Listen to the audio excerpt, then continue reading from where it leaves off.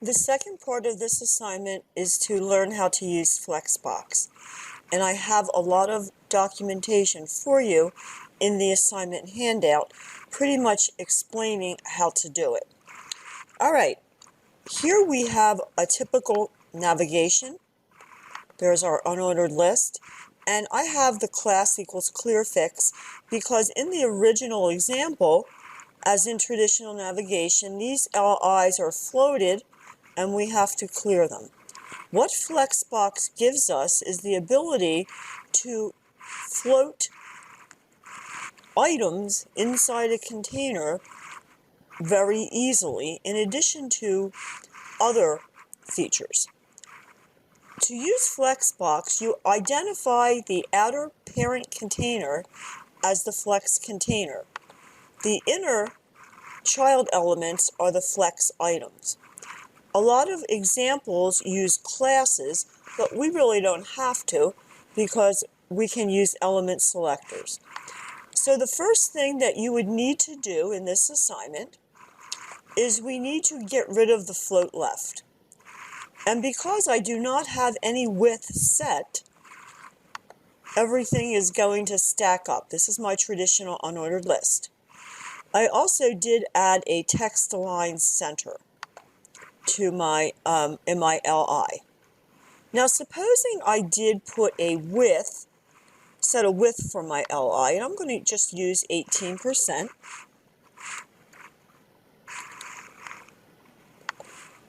There's my text align. Let me save this. And now you see that our LIs are at 18% and we have the rest of the container. It defaults to the width of its parent container, which is 960 pixels at this point.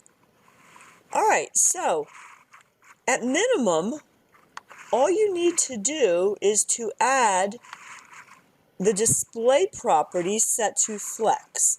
So I'm applying that here in my UL. That is the parent container or the flex container. And automatically, what it does, it actually floats everything. Look how nice. Now they are 15%, so we start from the left going across. We have a little bit of space left over. There are a lot of different properties that allow you to control how these flex items look and behave. So I will go over some of them. All right, we also have, now, this is displayed set for the UL. We also have the flex direction property here. And let me just pull that out. And by default, the flex direction is set to row. So I really don't have to add that there. However, if you wanted to set it to column, which is not the default, then you would set, rather than row, you would set it to column. Now, applying to the LIs, these are my child flex items. We have a flex grow property, which is kind of cool if I were to play with that. Control X. And if I were to replace the width with that, all right, Control V, and save that, what that would actually do, it would just fit everything so that it fills up. Look how nice. Everything just automatically filled up, and as it gets smaller, it automatically resizes nicely. There's my media query. All right, so that's flex grow, kind of nice. However, we're going to go back to our width because I want to show you a very nice justify content property here.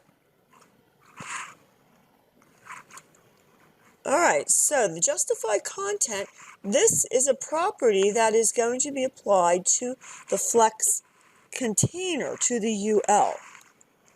And if I say justify content, I'm going to use center. Can I get that? There you go, center. What that's going to do, notice, and by the way, notice I do have my outlines around my LIs so that I can see where they are. Notice I have space on the right, space on the left, because these are at 18%. So setting justify content to center will center your LIs within the parent flex container. All right, we have a couple other nice properties. And so let's see if we can get the IntelliSense on then. That's space of flex start, which will set it to the start. So now we're set it to the start, and therefore the space is on the right.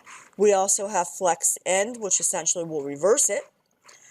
We have two more, which I like very much, and one is space between, and this essentially determines how we distribute the empty space. No more needing to deal with margins and floats. These nice properties do it for you, and it readjusts very nicely also because it redistributes. All right, so here's my space in between.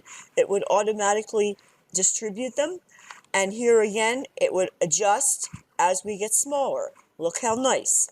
All right, so we have space between, and we also have space around, which is kind of like the one I like. There it is. All right, so if I were to save this, and that's going to put it on the right and left-hand side also, rather than just in between. So here we go. You got a little bit of space on each side. It's more distributed. It's evenly distributed on the right and left, and equally distributed on the inside. All right, so you have to change the navigation to use Flexbox. Look how easy that was. Also, it looks fine for your tablets and smaller screens. However, when we get to the phones, we want to stack. All right, so here again, what we need to do is we need to look at where the styles are set. So the UL is where display flex is set. So in the media query, we need to override that. Also, the LIs here are set to a width of 18%. We need to override that. We need to have them at 100% now. So here again, media queries involve looking at where the styles are initially set and overriding them. Now, if we go down into our media query, you will find that there were no styles initially there for the UL or LI, so we have to bring them in. Not a problem. All right, so we have to add them in there, and here we're setting the flex direction, the column, and we're just setting the width of our LIs to 100% so that everything stacks up nicely. And this is all you need to do for the second part of the assignment.